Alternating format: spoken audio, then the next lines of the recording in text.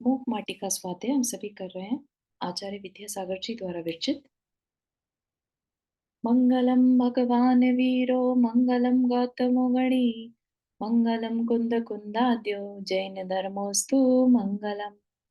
नमो हरिहंताणम नमो सिद्धाणम नमो आयर्याणम नमो उवज्जायाणम नमो लोये सवसाहुणम। पंच परमेष्ठी भगवान की जय। अगले 45 मिनट के लिए सभी प्रकार के पापों का त्याग करके सभी 9 वर्ण मुखर मंत्र पढ़ें।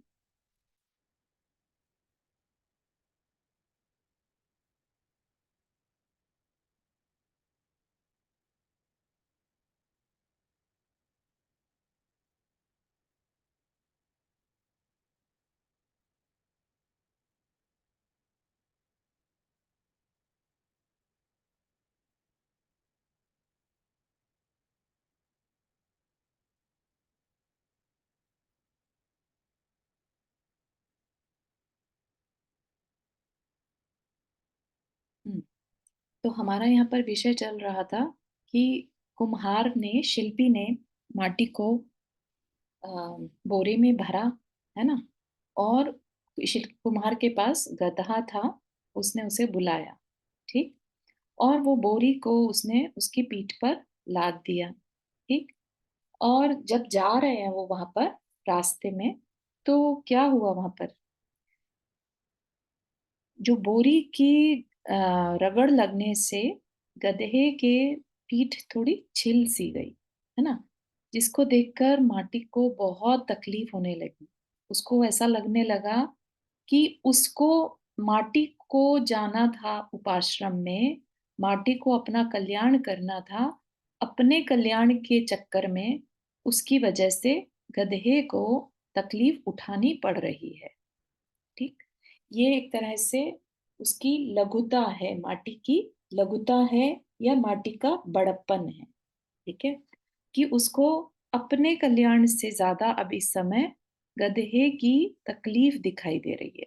कि काश मैंने ये अम, अंदर से ये बात सोची ही ना होती कि मैं उपाश्रम जाऊं, है ना। ना मैं सोचती और ना ही इसके साथ ऐसा होता। तो उसकी आंखों से एकदम अश्रु जैसे बहने लगे इसकी तकलीफ देखकर। और उसकी वजह से, मतलब जो कवि ने लेखक ने अपनी कल्पना रखी है कि उसकी वजह से बोरी जो है थोड़ी भीग गई।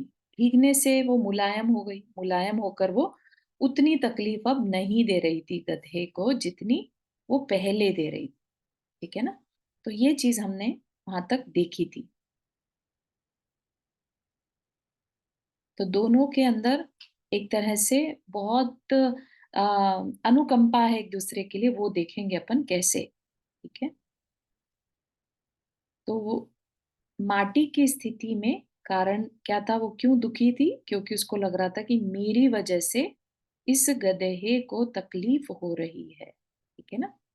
और फिर हमने ये भी देखा था कि जो विषय जिसकी नजरों में विषय जो लग्जरीज रहती है, सेंचुअल प्लेजर की तरफ जिसका ध्यान रहता है ना, उसके उसको और कुछ नहीं रुचता, ठीक है ना। विषयी जो है वो क्या है, विषय कषायों को ही अपना विषय बनाता है। उसको दूसरे की तकलीफ नहीं दिखती। उसका ध्यान सिर्फ अपनी सेंसुअल्स को कैसे आराम मिले, है ना। मेरे स्किन कैसे अच्छी हो, तो उसके लिए वो ऐसे बैग्स खरीदना या ऐसे कपड़े खरीदना, सिल्क के कपड़े या लेदर के चप्पलें, है ना, जिनसे उसको बस आराम मिले, उसके विजुअल्स अच्छे होने चाहिए, राइट। तो ऐसा जो पर्सन है वो कभी भी दूसरे की अंदर की तकलीफ को नहीं देख सकता, ये कहना चाह रहे हैं। जो अपनी सिर्फ अपनी आंखों को कोई तकलीफ ना हो, उसके लिए दूसरे जानवरों के ऊपर एनिमल टेस्टिंग हो रही है तो हो रही है, ठीक है ना। तो इस तरह का जिसका भाव है कि नहीं, मैं मेरा शरीर अच्छा रहना चाहिए, मेरे शरीर को कोई तकलीफ ना हो, दूसरे को हो तो हो। इतनी इतनी आ, कठोरता कब आ जाती है, जब विषय ही फोकस में हो, जब अपने स्किन, अपनी अपनी सारी सेंसेस जो है बस मुझे अच्छा लगना चाहिए। तब क्या होगा? तब सामने वाले को क्या तकलीफ है, ध्यान ही नहीं जाएगा उस तरफ। मतलब अभी भी कितने लोग होंगे ऐसा कहते हुए पाए जाएँगे, अरे हमने तो कभी सोचा ही नहीं था, है ना? तो ना तो वो सोचने की कोशिश करते और ना कभी उनका दिमाग उस तरफ जाता कि कोई उनको आकर कह भी दे, तो भी वो उसे इग्नोर कर देते हैं, ठीक है ना? तो ये ऐसे कौन लोग रहते हैं जिनका फ़ोकस अपने विषयों की तरफ रहता है। लेकिन हृदयवती आँखें, जिसमें आँखों में ही करुणा पहुँच जाए। किसके पहुँचेगी आँखों में करुणा? जिसका हृदय करुणावान होगा। हृदय की भावना आँखों से दिखती है, ठीक है? तो उसकी आँखों से, जिसकी हृदयवती आँखें हैं, उसकी आँखों में दिन हो या रात चेतना का जीवन ही झलकता है। उसको हर तरफ चेतना जैसी उसके अंदर है, वैसा ही उसे सब में दिखाई देता है। मेरी वजह से किसी को तकलीफ ना हो, मैं किसी के दुख में निमित्त ना बनूं, और इसी का नाम दया है, ठीक है ना? सामने वाला उसके साथ कैसा बिहेव कर रहा है उसे उससे मतलब नहीं रहता। उसका मतलब सिर्फ ये रहता है, चाहे वो शत्रु भी हो, उसके अंदर ये रहता है कि ये भी पर्सन है, इसका भी मेरी वजह से दुख ना पहुंचे, ठीक है ना? तभी मतलब अपने पुराणों में कथाएँ आती हैं, इवन जैसे राम रावण का जब मरण हुआ, है ना? तो राम ने लक्ष्मण को भेजा रावण के पास कि तुम जाओ और उससे कुछ उपदेश लेकर आओ, ठीक है ना? तो ऐसे समय में भी ये नहीं था कि ये इसने मेरी पत्नी का अपहरण किया तो मैं अब इससे बात ना करूँ। शत्रु के लिए भी अंदर में क्या है, चेतना दिखाई दे रही है कि ठीक है, शत्रु था, उसने गलत कार्य किया तो उसको उसका फल दिलाना था, न्याय था। लेकिन फिर भी उसके अंदर चेतना है, उसके अंदर जो नॉलेज है, उससे हमें सीखना है, ठीक है ना? तो कोई अहंकार नहीं उसमें, ठीक है? तो सामने वाला कैसा बिहेव करता है उससे मतलब नहीं है, दया ज़रूरी है, ठीक है? दया का होना ही जीवन विज्ञान का सम्यक परिचय है। मतलब क्या? कि जिसके हृदय में दया नहीं है ना, वो निर्जीव की तरह से। जीवन विज्ञान, जीव विज्ञान मतलब बायोलॉजी, राइट? तो रियल में जो बायोलॉजी में जिसको लिविंग बीइंग कहा, वो कौन होगा? अध्यात्म की नज़र से देखें तो जिसके अंदर दया है, वही जीवित है। जिसमें दया नहीं, वो अजीव है, ठीक? अब आगे चलते हैं। परंतु पर दया करना, बहिर्दृष्टि सा, मूढ़ मोह मूढ़ता सा, स्वपरिचय से वंचित सा, आध्यात्म से दूर प्रायः लगता है। प्रायः लगता है मतलब कुछ लोग ऐसे कहते हुए पाए जाते हैं कि अगर हम दूसरे के बारे में हर समय सोचेंगे, तो हम तो मोही हो गए ना, ठीक है? हमारी दृष्टि अगर दूसरे के ऊपर दया करने की रहेगी, दूसरे का कल्याण हो जाए, दूसरा-दूसरा करते रहेंगे, तो स्वपरिचय से तो हम बात मतलब अपने बारे में तो हम सोच ही नहीं पाएँगे, हमारे पास समय ही नहीं होगा इतना, है ना? ऐसा प्रायः लगता है, कहा जा रहा है कि वो पर्सन अध्यात्म से दूर है, अपने से दूर है। ये कौन कह सकता है ऐसी बात? कि अगर हम दया में ही लगे रहेंगे, तो अपने बारे में कब विचार करेंगे? अपना कल्याण कैसे करेंगे? ये तो एक मोही के लक्षण हो गए, मोह मूढ़ता सा, है ना? तो ये क्या कहा? इसके बारे में बहुत सुंदर कहा, ऐसी एकांत धारणा से अध्यात्म की विराधना होती है। अगर हम ऐसी सोच रखने वाले रहेंगे कि दया करना तो पर को देखना है, और पर को देखते रहेंगे तो अपने को कब देखेंगे? अगर हमारी ऐसी सोच है और उसके कारण हम दूसरे पर दया नहीं करते, तो ये एकांत धारणा कहलाएगी, और इससे हम कभी भी अपने तक नहीं पहुंच पाएंगे।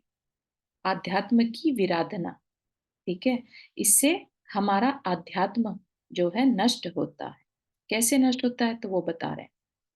क्योंकि सुनो, स्व के साथ पर का और पर के साथ स्व का ज्ञान होता ही है। गौण मुख्यता भले ही हो। चंद्रमंडल को देखते हैं, नभमंडल भी दिखता है। पर की दया करने से स्व की याद आती है, और स्व की याद ही स्वदया है। विलोम रूप से भी यही अर्थ निकलता है, या द द या। ठीक है, तो यहाँ पर क्या कहना चाह रहे हैं, बहुत गूढ़ है। क्या कह रहे हैं कि स्व के साथ पर का, अपने साथ दूसरे का, और दूसरे के अगर हम दूसरे पर नजर रखे हैं, लेट से हमें सामने वाले में चेतन दिखता है ना, तो वह चेतन भी तो तभी दिखेगा जब हमें अपने चेतन की पहचान होगी। जैसे ही हम दूसरे का चेतन देखेंगे, दूसरे में चेतन देखेंगे, हमें अपने चेतन की ध्यान आ जाएगा, याद आ जाएगी। ठीक है, तो उस अपेक्षा से कह रहे हैं कि पर को देखने से भी अपनी याद आती है। जैसे चंद्रमंडल को अगर हम देखते हैं, हमने चांद को देखने के लिए आकाश की तरफ मुख किया, तो क्या हमें सिर्फ और सिर्फ चांद दिखता है या आकाश भी दिखता है? आकाश भी दिखता है ना? तो ऐसे ही जब हम दूसरे को देखते हैं, तो हम चाहें तो उसमें अपने को भी देख सकते हैं। ठीक है, तो जब हम दूसरे पर दया करते हैं, अनुकंपा करते हैं, कभी देखिएगा, जब हम किसी भूखे को रोटी देते हैं, सभी ने कभी ना कभी अपनी लाइफ में दिया होगा, है ना? तो जब हम किसी को भोजन कराते हैं, तो क्या ऐसा नहीं लगता आपको कि हम अपनी भूख का ध्यान करते हुए उसको भोजन करा रहे होते हैं, कि भूख की तकलीफ क्या होती है हमें मालूम है, इसलिए इसको भोजन कराना बहुत जरूरी। तो कहीं ना कहीं हमें अपनी भूख का ध्यान होता है। ऐसा समझ मतलब मानते हैं इस बात को, कि जब हम दूसरे के लिए कुछ कर रहे होते हैं, तो हम दूसरे के लिए, हमारे अंदर वो वाले भाव चल रहे होते हैं, दूसरे का हम दुख दूर करना चाहते हैं, तो हम हमें उस दुख से क्या तकलीफ होती है वो अंदर में फील आती है, तो हम अपने को भी साथ में ध्यान रखते हैं, ऐसा नहीं है कि भूल जाते हैं। Make sense? बिल्कुल सही, बिल्कुल सही। है ना? इतना हाँ हाँ, सुंदर सही बताया है। है कि स्व की याद, और जैसे ही हमें अपनी याद आई, वो क्या है, वो स्व दया है। तो पर दया से हम क्या करते हैं, स्व दया करते हैं। तो पर का कल्याण करना अपना ही कल्याण करना है। यहाँ पर इतना बड़ा आध्यात्म हमें दिया जा रहा है, गूढ़ आध्यात्म है। इसी के बेस पर दया मूलो धम्मो, है ना? एक तरफ कह दिया वस्तु स्वभावो धम्मो, वस्तु का स्वभाव ही धर्म है, और दया मूलो धम्मो, दया ही धर्म है। तो धर्म कब होगा? जब वास्तविक दया होगी, दिखाने की दया नहीं, कि हमारा नाम छप जाएगा, हम भूखों को भोजन करा रहे हैं, है ना? वो दया की बात नहीं, जिसमें वाकई में उसकी तकलीफ को दूर करने के भाव हो। तो वो तकलीफ को हम अपने अंदर कभी ना कभी हमने फील किया, तो हम अपनी भी याद उस तरीके से कर लेते हैं, है ना? एक आचार्य जो हैं, ये इतने बड़े बड़े शास्त्र लिखते हैं। आप सोचिए कि वो क्यों लिखते होंगे? क्योंकि उन्होंने जिस तरीके से अपना कल्याण किया, जिस तरीके से वो कभी इस बोट में थे कि बिल्कुल अज्ञानी थे, है ना? आज उन्हें दूसरों को देखकर लगता है कि अरे ये अज्ञानी है, और ये भी मेरी तरह, जैसे मैं कभी भटक रहा था, आज ये भटक रहे हैं, मुझे इनकी कुछ हेल्प करनी है। तब करके वो शास्त्र लिखते हैं, है ना? तो उनके अंदर भी ये दया भाव ही होता है जब वो शास्त्र लिखते हैं। अपने आप को ज्ञानी दिखाने के लिए नहीं लिखते। ठीक है ना? अगर ज्ञानी दिखाना होता, तो उनको लिखने की जरूरत नहीं थी, वो और भी तरीकों से अपने आप को ज्ञानी दिखा सकते थे, चमत्कार करके ज्ञानी दिखा सकते थे, है ना? लेकिन उन्होंने लिखा ताकि दूसरों का कल्याण हो सके, जैसे मैंने अपना कल्याण किया, ऐसे बाकी भी कर सके, वो अब इस संसार में और ना भटके। ठीक है ना? तो ये बहुत बड़ा एग्जाम्पल है दया का। आचार्य हम पर पूरी तरह से करुणा करके ही शास्त्र लिखते हैं। ठीक है ना? जब पेरेंट्स हैं, हम लोग उस तरीके से बहुत अच्छे से समझते हैं। हम बच्चे को जब बड़ा करते हैं, तो ईच एंड एवरी चीज में हम उसका और अपना बचपन साथ में लेकर चलते हैं कि हमारे बचपन में ऐसा हुआ, हमने तकलीफ उठाई, हमारा बच्चा ना उठाए, ठीक है ना? तो उसके चाइल्डहुड के साथ-साथ हम अपना चाइल्डहुड भी जी रहे होते हैं, ठीक है ना? तो इस तरीके से हमें थोड़ा अपने सोच को बड़ा करना होगा, दया के दायरे को समझना होगा। दया बहुत बड़ी चीज़ है, ठीक? और स्व की याद ही स्व दया है। कोई कह दे कि पर को ही करते रहते हो, जब देखो पर के लिए काम करते रहते हो, अपने लिए क्या करोगे? है ना? तो जब हमने दूसरे के ऊपर ध्यान किया, दूसरे के ऊपर दया की, उसका कल्याण किया, तो हमें अपनी याद आई और अपनी याद आना ही अपने पर दया करना है। तो पर पे दया करने से अपने पर दया अपने आप हो जाती। तो ये कहना चाह रहे हैं। और साथ ही साथ क्या कहा? साथ ही साथ यह भी बात ज्ञात रहे कि वासना का विलास मोह है, दया का विकास मोक्ष है।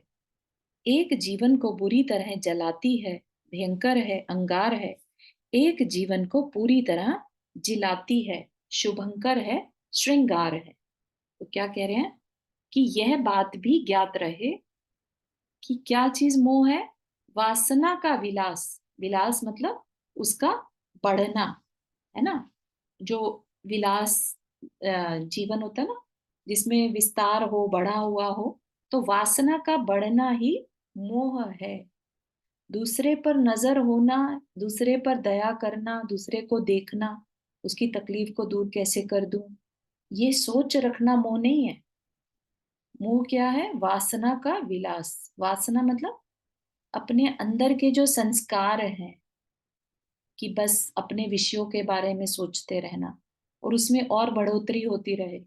अपनों सिर्फ मेरे मेरे के बारे में हम जो विचार करते हैं वो है वासना, वो है मोह। और दया का विकास मोक्ष है। तो पर पे दया करना एक तरह से मोक्ष है, इतनी बड़ी बात कह दी गई। ठीक। एक जीवन को बुरी तरह जलाती है, भयंकर है, अंगार है। अंगार मतलब जो कोयले होते हैं ना, जलता हुआ कोयला, वैसा। उससे जीवन जल जाता है, नष्ट हो जाता है। और एक जीवन को पूरी तरह जिलाती है। जिलाती मतलब बचाती है, शुभंकर है, श्रृंगार है। तो दया को बहुत ऊपर का दर्जा दिया गया है। अगर जो अपनी चर्चा चल रही थी दूसरी क्लास में, है ना, उसमें पात्रदान की चर्चा थी। वो पात्रदान पर दया करना एक अलग विषय है, ठीक है ना? उसमें हम अपने सम्यक्त्व को के ऊपर फोकस करके दया करते हैं, दान करते हैं, ठीक? यहाँ पर जिस दया की चर्चा है, उसमें सम्यक्त्व को ध्यान में रखने की बात नहीं की गई, ठीक है ना? ये है करुणा का दान। इसमें हर एक पर्सन के अंदर मेरे जैसी चेतना है, उसको भी तकलीफ होती है, ठीक है? उसकी जगह अगर मैं होता या मैं होती, तो मुझे कैसा लगता? अगर मेरी पीठ छिल जाती बोरी की चुभन से, तो मुझे कैसा लग रहा होता? ठीक है ना? तो ऐसा महसूस करना, अब दूसरे के शूज में अपने आप को रखकर देखना, दैट इज अनुकंपा, एम्पैथी, ठीक है ना? और ऐसा करने वाले का जीवन क्या है? शुभंकर है, श्रृंगार है। और भी बहुत बड़ी चीज बता दी, दया का विकास मोक्ष है।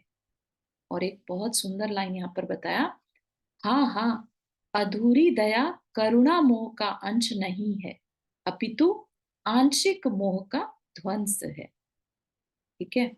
तो क्या कहा कि भाई हम किसी किसी पे दया कर पाते हैं, सब पर नहीं कर पाते, अगर तो भी अधूरी दया करुणा क्या है? मोह का अंश नहीं है।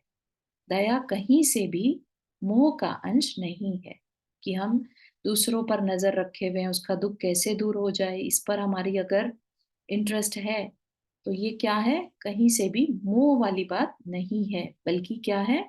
आंशिक मोह का ध्वंस है। ये हमारे मोह का ही नाश करती है, ठीक है? जब तक हमारा अपने आप से मोह रहेगा, हमें दूसरा वो दूसरे की तकलीफ दिखाई ही नहीं देगी। अगर हमें दूसरे की तकलीफ दिखने लगी, इसका क्या मतलब है? हमारे मोह का ध्वंस, विनाश, आंशिक रूप से कहें भले ही, पूरी तरह से तो नहीं हो पाएगा। पूरी तरह से होने के लिए तो हमें बहुत साधना की जरूरत है, लेकिन एटलीस्ट हमारी शुरुआत हो जाती है उस मोह को ध्वंस करने की। ठीक है? तो इतना दया का इम्पोर्टेंस है। समझ में आ रही है बात? क्लियर हो रहा है? बहुत हाँ। सुंदर, आज का बहुत अच्छा लग रहा है।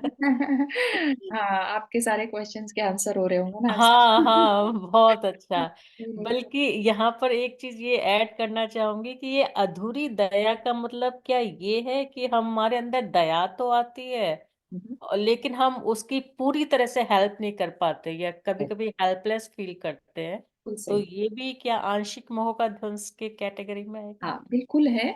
अपने अंदर जितना हम कर सकते हैं उतना, हम्म। ठीक है ना? तो इसलिए पूरी दया तो हम कभी नहीं कर सकते। ठीक है? पूरी दया का मतलब कि हम उसकी दया मतलब उसके दुख को उसके दूर कर सारे दुख को सकते हैं, दूर करते हैं, हाँ। तो वो नहीं कर वो पाते नहीं हैं। कर पाते हम, है ना? हम्म। हम तो सिर्फ सोच सकते हैं कैसे कर दूं। ठीक है ना? तो उस अपेक्षा से इतना सोचना मात्र ही हमारा क्या है? आंशिक मोह का ध्वंस है। ठीक। बहुत सुंदर। हम्म। वो अभी लाइन हम, तो बहुत ही अच्छी है, जो दूसरी थी कि मोक्ष का मार्ग है, तो वो सुन के हाँ, बहुत अच्छा हाँ, लगा। अभी अभी आगे भी सुनिए, बहुत अच्छा है। वासना की जीवन परिधि अचेतन है, तन है। दया करुणा निरवधि है, करुणा का केंद्र वह, संवेदना धर्मा चेतन है, पीयूष का केतन है वह। क्या कह रहे हैं हम यहाँ पर? वासना की जीवन परिधि, वासना की जीवन परिधि मतलब उसका लाइफ स्पैन, या वो कहाँ तक ज्यादा से ज्यादा, उसका दायरा क्या है, परिधि, है ना? तो वासना की परिधि या उसका जो फोकस है, वो क्या है? अचेतन है, तन है ना? हम सिर्फ बॉडी के लेवल तक ही जो है वासनाओं में जीते हैं। ठीक है? तो वासना का जो फोकस है वो क्या है? अचेतन है, तन है। ठीक। दया करुणा क्या है? निरवधि है। निरवधि मतलब लिमिटलेस। ठीक। तो करुणा का केंद्र वह है, संवेदन धर्मा चेतन है। करुणा किस पर की जाती है? संवेदना जो होती है वो किस पर? धर्मा चेतन, यानी जो जीव है उसको फोकस में रखकर दया की जाती है, और वह लिमिटलेस है। मतलब कि उसका जो फ्लो होता है, करुणा कितनी भी कर सकते हैं। ठीक है? वासना जो है अपने बॉडी, अपनी चीजों से ही लिमिटेड है, लेकिन दया करुणा की कोई लिमिट नहीं है, क्योंकि वह चेतन के लिए है। ठीक? पीयूष का केतन है वह। और ऐसी जो दया करुणा है, लिमिटलेस करुणा, वो क्या है? अमृत रूपी है। बेसिकली अमृत की जैसे पहचान है, वैसी वह दया करुणा होती है। जिसके अंदर वो है, मान लो मानो उसने अमृत का सेवन किया हो। इतना सुंदर उस दया का रूप बताया है। ठीक है?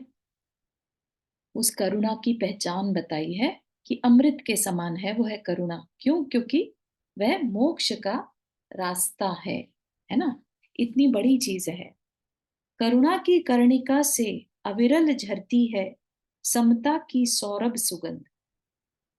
करुणा की कर्णिका से अविरल झरती है सौरभ की, समता की सौरभ सुगंध। ऐसी स्थिति में कौन कहता है कि करुणा का वासना से संबंध है? करुणा की कर्णिका से, कर्ण का मतलब जो पराग कर्ण होते हैं, सेंटर ऑफ द फ्लावर, है ना? तो वहां से, क्योंकि पराग की खुशबू जो होती है, फ्लावर की खुशबू कहाँ से आती है? उसके सेंटर की जो पराग कण होते हैं वहां से खुशबू आती है किसी भी फ्लावर में, है ना? तो कह रहे हैं करुणा की कर्णिका से अविरल झरती समता की सौरभ सुगंध। जो जिसके अंदर करुणा होगी उसके अंदर एक गुण और भी होगा। क्या? समता का गुण। ठीक है? क्योंकि उसके पास जो है वो दूसरों के लिए देने तैयार है, ठीक है ना। तो उसको उन चीजों से भी अटैचमेंट नहीं है, और जिसे चीजों से अटैचमेंट नहीं है, जिसे अपने शरीर से अटैचमेंट नहीं है, वही समता के झरने वहीं बह सकते हैं, ठीक है ना। तो इतनी पावरफुल ये चीज हमारे लिए है। तो कहा कि कौन कह सकता है, कौन कहता है ये बात कि करुणा का वासना से संबंध है? कहीं से भी नहीं है। वासना लिमिटेड है, करुणा लिमिटलेस है, अनलिमिटेड है ना। दया करुणा अनलिमिटेड है, क्योंकि वो हार्ट से होती है, और जो चीज हार्ट से हो रही है उसकी कोई लिमिट नहीं है ना। यहाँ पर ये बात कहना चाह रहे हैं। हाँ, कुछ कहना चाह रहे हैं। चारू जी, ये समता की सौरभ सुगंध एक बार दोबारा समझाएंगे हाँ क्या? हाँ, बिल्कुल। तो जैसे फ्लावर से यहाँ पर कंपेयर कर रहे हैं, जैसे कि फ्लावर की सुगंध उसकी कर्णिका में होती है। कर्णिका मतलब सेंटर, जो कभी देखा होगा ना, किसी भी फूल की परागकण होते हैं, सेंटर में जो भी पार्ट होता है उसको कर्णिका कहते हैं, ठीक। तो ऐसे ही जो करुणा की कर्णिका है, करुणा की जो सुगंध, जो पराग कण को करुणा बताया, ठीक है। एक फूल है, उसके अंदर जो हमारा जीवन है, जैसे हमारे जीवन में करुणा क्या है, कर्णिका की तरह है, सेंटर जो फोकस है ना, उससे क्या हो रहा है, समता की सुगंध। सौरभ मतलब अच्छी, समता की सुगंध अविरल झरती है, सुगंध जो है निरंतर बहती रहती है। तो हमारा हृदय जो है, जिसमें करुणा है, उसमें समता होती है, ठीक है ना। वो कई बार नोटिस भी किया होगा, अपनी तकलीफ को एक बार को भुलाकर दूसरे की तकलीफ को दूर करने की कोशिश करता है। तो समता भाव मतलब सेल्फ समता कंट्रोल। मतलब इक्वानिमिटी, मतलब कि मिल गया तो ठीक, नहीं मिला तो ठीक, हम्म। है ना। बस दूसरे हाँ। की तकलीफ दूर होनी चाहिए, अपनी हम्म। तकलीफ से या अपनी इच्छाओं से उसे मतलब नहीं रहता। तो हम्म। इसीलिए कहा कि कौन कहता है कि करुणा का वासना से संबंध। वासना क्या चीज थी, जो हमारे सिर्फ अपने पर फोकस रखे, कि मेरा हम्म। काम हो जाना चाहिए, मुझे ये मिलना चाहिए, मेरी ये इच्छा है, सिर्फ अपनी इच्छाओं की बात करते रहना। जबकि करुणा सेल्फिश, में सेल्फिश में कह रहे हैं, क्या कह रहे हैं, सेल्फिश में, सेल्फिश कह सकते हैं। सेल्फिशनेस, यस, वासना में सेल्फिशनेस हम्म, है ना। और करुणा में आपका हृदय बिल्कुल खुल गया, जैसे सबके लिए। दूसरे के लिए दया का भाव, दूसरे के लिए हाँ कुछ करने का भाव। हाँ, ठीक है ना। तो जो दया करुणा है, वो सिंपल चीज नहीं है, बहुत बड़ी चीज है। यहाँ पर ये कहा, जो दया करुणा कर रहा है, पहली बात तो वो अपने को याद कर पा रहा है, ठीक है, तो उसमें आध्यात्म है, ठीक है।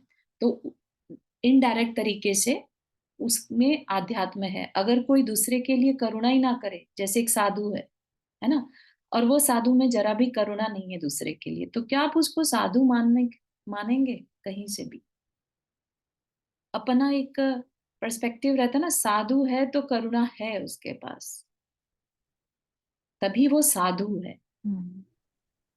ठीक है ना। और हम्म। तभी वो समता में रह पा रहा है, क्योंकि उसका फोकस नहीं है अपने अपने बारे में सोचने का। मिला हम्म। तो ठीक, नहीं मिला तो ठीक, ठीक है ना। तो सब हम्म। कुछ आ जाएगा अगर अपने अंदर दया है तो।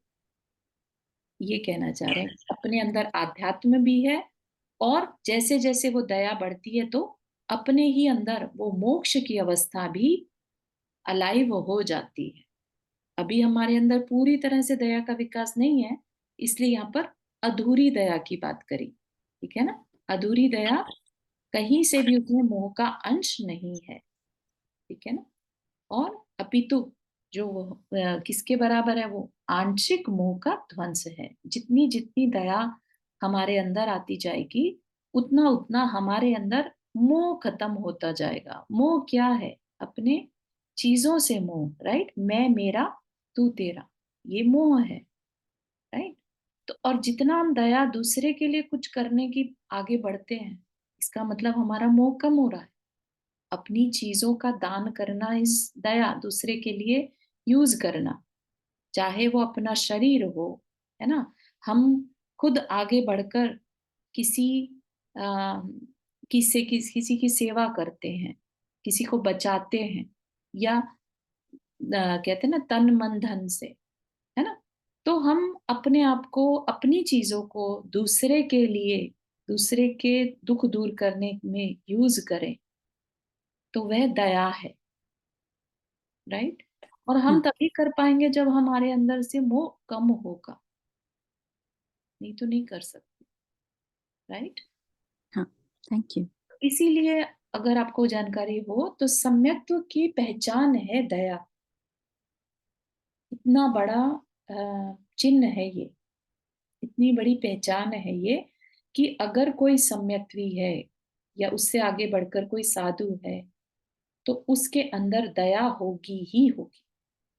ऐसा कोई नहीं है जिसके अंदर, जिसको हम साधु भी कह लें और दया ना, ठीक है ना।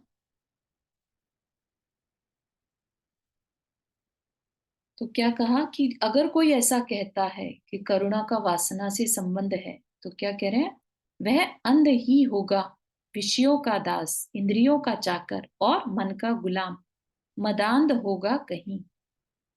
क्या कह रहे हैं, अगर कोई ऐसा मानता है कि करुणा का वासना से, कि कुछ चाहिए होगा इसे इसलिए दया कर रहा है ना, अपना कुछ स्वार्थ निकलता होगा इसलिए दया कर रहा है, अगर कोई ऐसा माने, तो कहा कि उसकी कुछ ना कुछ उसमें प्रॉब्लम है, कहीं ना कहीं उसकी नजरों में सिर्फ और सिर्फ विषय ही घूमते हैं, कि कहीं ना कहीं जिसके, जिस कहते हैं ना, जिसकी आंखों में दोष हो उसको सब में दोष दिखते हैं, ठीक है। अगर किसी को किसी का धन हड़पने की इच्छा हो, तो उसको सारे लोग धन के लोलुपी ही दिखाई देंगे, ऐसा लगेगा कि सबके सब ऐसा ही कर रहे हैं, क्योंकि उसकी खुद की दृष्टि में दोष है। तो ऐसा ही पर्सन जो है वो करुणा को बुरा कह सकता है, नहीं तो ऐसा हो ही नहीं सकता, ठीक। तो क्लियरली कह दिया, ऐसा पर्सन वही होगा अगर कोई माने कि करुणा का वासना से संबंध है, ऐसा कौन कह सकता है, तो जो कहता है वह अंध ही होगा, विषयों का दास होगा, ठीक है। हर टाइम बस उसे और कुछ नहीं दिखेगा, लग्जरीज हो, सेंचुअल प्लेजर हो, है ना, मेरे मन मुताबिक काम हो, मन का गुलाम होगा वो कहीं ना कहीं, इसलिए वो ऐसा कह सकता है। अदरवाइज करुणा बहुत ऊंची चीज है, जिसके अंदर समता की सौरभ सुगंध बहे, ऐसी वो करुणा होती है। कौन कह सकता है करुणा का वासना से संबंध है, ठीक है ना। यहाँ तक के क्लियर हो गया। हाँ, हाँ, बहुत अच्छा। Thank you. बढ़िया। माना प्रति पदार्थ अपने प्रति कारक ही होता है, परंतु पर के प्रति उपकारक भी हो सकता है। क्या कहा कि प्रति पदार्थ, हर पदार्थ, हर वस्तु अपने लिए करने वाली होती है ना। हमें सबको अपना अपना कुछ कार्य करना ही पड़ता है, ठीक है ना। अपने शरीर को चलाने के लिए हमें उसकी देखभाल करनी ही पड़ती है, परंतु पर के प्रति उपकारक भी हो सकता है, उपकारी भाव पर के प्रति हो सकता है ना। हम अपने लिए भले ही कारक हों, लेकिन दूसरे के लिए उपकारी हो सकते हैं। और अपने प्रति करण ही होता है, करण ही होता है मतलब कारण, अपने प्रति कार्य करना है तो अपना ही खुद करण होगा, करण मतलब कारण, ठीक। परंतु पर के प्रति उपकरण भी हो सकता है, पर के प्रति उपकरण मतलब यहाँ पर निमित्त कारण, ठीक है ना, दूसरे के लिए एक सहयोगी कारण बन सकता है। जैसे हम कुछ चीज यूज करते हैं, जैसे हमारे ग्लासेस हैं, है ना, हमारे लिए वो क्या है, उपकरण है, हमने उसको यूज किया, ठीक है। हमारी आंखें हमारे लिए देखने का कारण तो है, लेकिन ग्लासेस हमारे लिए उपकरण हो गया और अच्छे से हम उससे देख पा रहे हैं। ठीक, ऐसे ही हर पर्सन अपने लिए तो करता ही है, लेकिन वो दूसरे के लिए निमित्त भी हो सकता है। ठीक, तभी तो अंधा नहीं वह गदहा, मदांध भी नहीं, उसका भीतरी भाग भीगा हुआ है समूचा, बाहर आता है सहज भावना भाता हुआ, भगवान से प्रार्थना करता है कि मेरा नाम सार्थक हो प्रभु। यानी गद का अर्थ है रोग, हा का अर्थ हारक। मैं सबके रोगों का हंता बनूं बस, और कुछ वांछा नहीं, गद हा, गद हा। ठीक, तो यहाँ पर क्या कह रहे हैं, इतना सब कुछ कहने के बाद, इतनी करुणा की चर्चा करने के बाद, वापिस से याद दिला रहे हैं हम किसकी चर्चा कर रहे थे, गदहा की। ठीक, तो कैसा है वो गधा, जिसके के ऊपर माटी की बोरी लटकी है और उस पर उसकी पीठ छिल रही है। ठीक है, तो कहा कि ऐसे में वो गधा जो है वो अंधा नहीं है, मतलब कि उसके अंदर जो है वासना नहीं है। ठीक है, वो दूसरे की करुणा को वासना नहीं मान रहा है, तो इसलिए उसको अंधा नहीं माना। उसके अंदर भी उस माटी की संवेदना से, जैसे हमने पहले भी देखा था ना कि माटी को शिल्पी की पदचाप, उसके चलने की अ, जो वाइब्रेशन है उसमें अहिंसक फील आई थी कि ये मेरा कल्याण करेगा। ये जो वाइब्रेशन, ये जो पदचाप मेरी तरफ आ रहे हैं, कदम मेरी तरफ आ रहे हैं किसी के, ये अहिंसक हैं, ऐसी उसके अंदर फीलिंग आ गई थी। ऐसे ही वो गदहा जो है, अपनी तकलीफ में भी उसके अंदर उस माटी के अंदर क्या भाव चल रहे हैं उसकी सेंस हो गई। ठीक, और वो गदहा जो है उसका भी अंदर का जो पूरा भावों से भरा हुआ हृदय जो है वो पूरी तरह से भावों से भीगा है। क्यों भावों से भीगा होगा सोचो, क्योंकि उसने माटी की तकलीफ देखी, माटी का रुदन देखा, माटी के गालों में पड़े हुए गड्ढे देखे। हमने देखा था ना, शिल्पी ने भी नोटिस किया वो चीज, है ना, और गधे ने भी वो चीज नोटिस की। तो उसका पूरा भीगा हुआ है समूचा भीतरी भाग, अंदर से पूरा भरा है। उसको कहीं पर भी ये नहीं हो रहा है कि अरे मेरे ऊपर लाद दिया, मैं लेके जाऊं, मेरी पीठ छिल गई, पता भी नहीं है इसको तो, है ना, ऐसे भाव नहीं आ रहे वो। तो क्या कहा, मदांध नहीं है वो, अंधा भी नहीं है, और मद, मद मतलब ईगो, है ना, अपने आप को ही सब कुछ समझना, मैं ले जाने वाला इस माटी को उपाश्रम, मेरी वजह से इसका कल्याण होगा, ऐसा भी तो सोच सकता था वो, लेकिन नहीं, वो मदांध नहीं है, उसका भीतरी भाग भीगा हुआ है, मतलब कि उसका हृदय जो है वो दया से भीगा है। बाहर आता है सहज भावना भाता हुआ, और बाहर से उसके अंदर क्या आ रहा है, अंदर से जो भीगा होगा, ठीक है, जिसका हृदय भीगा होगा उसके अंदर ही बाहर आता है सहज, मतलब थॉट आता है। ठीक है, कैसा, भावना भाता है, भगवान से प्रार्थना करता है कि हे भगवान मेरा नाम सार्थक करो। क्या है नाम में, गद हा, गद मतलब रोग, हा मतलब दूर करने वाला, मैं दूसरों के रोगों को दूर कर सकूं, बस इतना ही चाहिए और कुछ नहीं। तो मतलब वो कहीं से भी उस गधे में अहंकार नहीं है। पहली बात हमने क्या समझी थी उसके बारे में, कि वो अपने स्वामी की आज्ञा से बंधा है। वैसे उसे किसी से बंधना पसंद नहीं है, लेकिन अपने स्वामी की आज्ञा से बंधा है, तो बहुत डिसिप्लिन्ड है। राइट, डिसिप्लिन होने के साथ साथ उसका हृदय भी भीगा हुआ है, उसे अपनी तकलीफ नहीं दिख रही है, उसके अंदर भी उसका हृदय भीगा होने से बाहर में उसे दूसरे के लिए भावना निकल रही है कि भगवान मेरे नाम सार्थक हो, मैं दूसरे की तकलीफ दूर करने में कारण बनूं। ठीक है ना, तो कितनी सुंदर डिस्कशन या कितना सुंदर भावों का एक्सचेंज यहाँ पर हो रहा है, ऐसा बताने की कोशिश कर रहे हैं आचार्य भगवान। ठीक।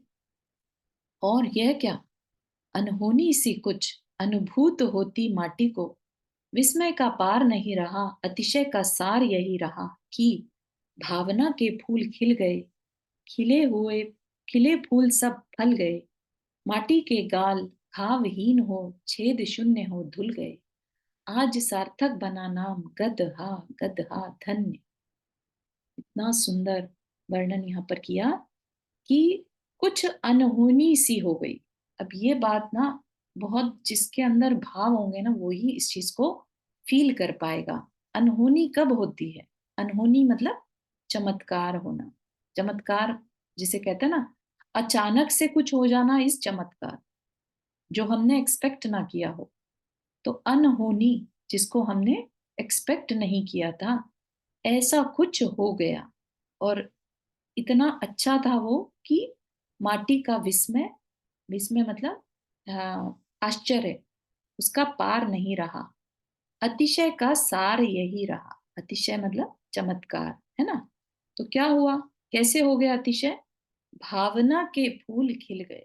जो गदहा ने भावना भाई थी कि भगवान मेरे नाम को सार्थक करो, तो उसका, उस भावना के फूल खिल गए, उसके फूलों से फल भी मिल गए। क्या हुआ, माटी के गाल पर जो तकलीफ के घाव थे, है ना, वो जो है वो घाव भर गए। ठीक। और वो गधे की जो नाम था वह सार्थक हो गया। तो यहाँ पर गदहा जो है उसको गधा नहीं कहा, जो आज की डेट में गधा कहकर उसको बैड नेम्स में कि ये तो बेवकूफ है, उस सेंस में लिया जाता है। जबकि गदहा बहुत अच्छा प्राणी है, बहुत क्वालिटीज हैं उसके अंदर। हमारे अंदर तो फिर भी अहंकार है ना। ये गदहा जो है अपनी पीठ छिली हुई होते हुए भी दूसरे के लिए प्रार्थना कर रहा। और इतनी जो माटी ने गधे के लिए फील किया, गदहा के उसकी वो जो वाइब्रेशन है वो मिली, है ना, वापिस से उसकी वाइब्रेशन से माटी ठीक हो गई। तो माटी की जो करुणा थी वो कहीं ना कहीं उसी के लिए वापिस से कारण बन गई। तो यहाँ पर एक बहुत बड़ा यूनिवर्सल लॉ, जो लॉ ऑफ अट्रैक्शन जिसे कहते हैं, जैसा करेंगे वैसा भरेंगे, है ना, जैसी दृष्टि वैसी सृष्टि, वो चीज यहाँ पर प्रूफ होती है। जब हम दूसरे के लिए दया से भरते हैं तो अपने जीवन में किसी भी तरह की कठिनाई नजर नहीं आती, पहली बात। और आ भी जाए अगर कठिनाई, तो वो कठिनाई आश्चर्य तरीके से, अतिशय तरीके से दूर हो जाती है। तो ऐसे लोगों के साथ अनहोनी होती ही रहती है और उन्हें उसमें विस्मय नहीं होता। काम हो जाते हैं और ऐसा नहीं लगता कि अरे ये कैसे हो गया, होना ही था। ठीक है ना। तो ये थोड़ा चिंतन करिएगा आज के टॉपिक के ऊपर। बहुत मार्मिक था आज का ये टॉपिक, और बहुत लर्निंग वाला भी था। अपन भी इस चीज को अपने जीवन में उतारें, है ना। वैसे भी बोल सकते हैं आचार्य जी, जैसा चिंतन वैसी पर्याय। बिल्कुल मीन्स या बिल्कुल। इससे वही मीन्स वही समझ में आता है कि हमारे भाव कैसे होने चाहिए सबके हमारे प्रति। भाव कैसे होने चाहिए, हम हाँ हम में कितनी शक्ति, हम ये नहीं सोचे कि हम क्या चीज है, हम क्या कर सकते हैं दूसरे, हाँ, है ना। हम जहाँ हैं वहीं से वही दूसरे के लिए करना शुरू कर दें। शुरू कर दे मन बराबर। वचन काय, ठीक है ना। हम्म। हम काय से नहीं कर सकते, मन। इससे इससे ना वो क्षमा सागर जी के महाराज जी छोटे छोटे प्रवचन सुनते हैं ना, उनके बहुत भावुक होते हैं ना महाराज जी, तो उससे ये पता चल रहा है कि कितने भावुक होते होंगे, कि उनके अंदर कितनी अनुकंपा होगी जब वो बताते हैं, बोलते हैं। मीन्स बहुत तो मैंने सुंदर। अभी भेजे थे ना दान के ऊपर जो प्रवचन अभी भेजा था, हाँ, तो सुनिए, सुना सुना। बहुत मार्मिक है वो भी। बहुत बहुत मीन्स सुनते वक्त ऐसे पानी आता है आंखों से, बिल्कुल इतना अच्छा। जी, यस, कह रहे हैं उनके। ये भी वैसे ही हो रहा है एक्चुअली, इतना सुंदर बता रहे ना वो। पूरा। यस। यही चाहिए एक्चुअली। क्या है, स्वाध्याय वही सार्थक है जिसमें अपना हृदय खुल जाए। जब हमें छोटी छोटी बातों पर आंखें भराएं, दिल भराए, समझिए कि आपका स्वाध्याय करना सार्थक हो गया। क्योंकि आज का समय ऐसा है ना, हम इतने कठोर हो गए हैं सबको देख के, आसपास का वातावरण देखकर, कि सबको अपनी अपनी पड़ी है। ऐसा लगता है कि अपना काम निकालो और आगे बढ़ो।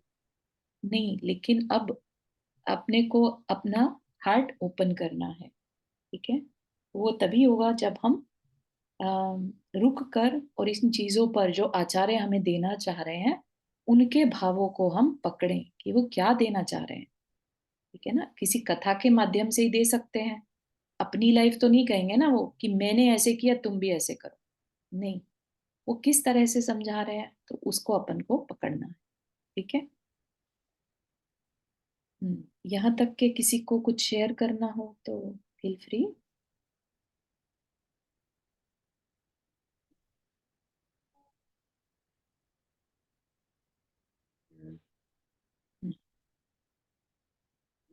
तो यही तक रखते हैं आज का स्वाध्याय। फिर जुड़ेंगे अगले हफ्ते, इसको कंटिन्यू करेंगे। जिनवानी स्तुति। जावानी के ज्ञान से सूझे लोकालोक, सो वाणी मस्तक धरो सदा देत हो दो। हे जिनवानी भारती तो ही जपो दिन रहन, जो तेरा शरण आ गए सो पावे सुख चैन। इन्हीं आचार्य के लिए आज 8 बजे अपन फिर से इनके स्वास्थ्य के लिए जाप करेंगे। पूरे मन से जाप करिएगा। अभी इनका स्वास्थ्य अच्छा नहीं है ना। ऐसे करुणामयी आचार्य के लिए अपन सब मन से। पहले से अच्छा है। हाँ आज परमार सागर ने बोला पहले से अच्छा है, पर जाप करने पहले से अच्छा है या? हाँ, वो कई दिनों से वायरल हो रहा है एक्चुअली। नहीं। आज वहाँ जो प्रमाण सागर में, आज जहाँ पे, अरे विद्यासागर में, जहाँ पे है ना डोंगर चंद्रगिरी में, पहुंच वहां गए। से, वहाँ चंद्रगिरी में से बोला नहीं, वो आचार्य श्री है ना, वहां से एक आदमी ने ऐसा बोला कि खोटी अफवाह मत उड़ाओ, हमारे साहब अच्छे आए हाँ और हाँ आप हाँ। सबके लिए प्रार्थना नहीं करो। नहीं, उतना तो जानकारी है, लेकिन वाकई हम्म, में स्वास्थ्य खराब है, हाँ, इसके लिए अपन करेंगे प्रेयर। ठीक है हाँ, ना। पर पहले से अच्छा है। ठीक है, पहले से अच्छा है। चलिए। 9 हाँ बार। चारू जी, आपका ये कर्म कैसे करे क्लास खत्म हो गया क्या? हाँ और हाँ। कंप्लीट हो गया वो स्वाध्याय? कल है, कल है। नहीं नहीं, कर्म कैसे करे तो काफी टाइम हो गया, एंड हो गया। नहीं, नहीं, कल मैं तो नवंबर में नहीं थी इसलिए मैंने ज्वाइन नहीं कर कल पाया। स्वाध्याय है। नवंबर में खत्म हो गया। हाँ। चारू जी और कल वो स्वाध्याय पूरी है। रिकॉर्डिंग्स यूट्यूब पर अवेलेबल है, जिनवानी चैनल मैं पर। जी ने अपना बहुत अच्छा योगदान दिया, उन्होंने सब यूट्यूब पे अपलोड कर दिया। Thank you. ओके चलिए। ओके। चारू जी कल स्वाध्याय है। नहीं नहीं। अच्छा।